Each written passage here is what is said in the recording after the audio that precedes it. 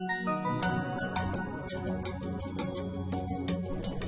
Diana Steele, and I'm here at Fresh Street Market in West Vancouver. And today I want to talk to you about the MIND diet, M-I-N-D. So it's for your brain. Now, I'm not one to sort of promote diets and fads, but this isn't a fad. This is a scientifically studied diet that has included a combination of the Mediterranean diet and the DASH diet, the dietary approaches to stop hypertension, and chosen sort of the best parts of them that have been linked with improving brain health, reducing the risk of dementia, and reducing the risk of Alzheimer's. People that followed this diet saw a reduction of risk for Alzheimer's by about 53%. So I want to tell you a little bit about the foods that they included in the diet and how often they recommended including them. Now, this diet isn't meant for weight loss, but you might change your weight if you were following this specifically. But it's not about the portions, it's about the specific foods. So the number one food to eat every day is dark green leafy vegetables. So whether it's kale or spinach or chard, all of those things would be excellent. So at least once a day. Also including another type of vegetable. So whether it's carrots or broccoli or beets, having another type of vegetable once a day will improve your brain health. And the benefit of those is the folate, the vitamin E, and the beta carotene that help to reduce the signs of aging in the brain.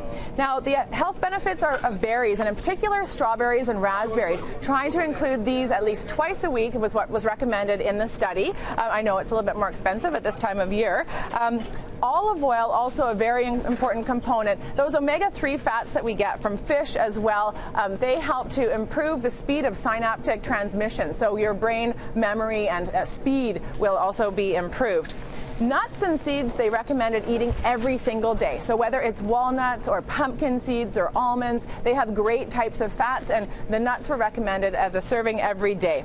Having poultry twice a week for another protein food, and it's a very lean protein food. Fish, as I mentioned, once a week. Whole grain products 3 times a day. So a serving being 1 slice of bread or half a cup of cooked quinoa, for example, was included in the MIND diet as well. Now those, and a glass of wine every day. So that was the combination of the foods that you should include regularly, but the foods that they recommended you limit or avoid would be donuts and danishes and pastries because of the trans fats that are in there, deep fried foods, so French fries, onion rings, cheese sticks and cheese, they said have no more than once a week. Butter was thrown in there along with their stick margarine, so a hydrogenated margarine, which I can completely see, trying to get rid of that. I bet that if they were using a grass-fed cow for their butter, they probably wouldn't throw that butter in the not to have, but for regular butter they did. And then also red meat, trying to reduce your intake of those. So this type of diet is very good for the vascular health, so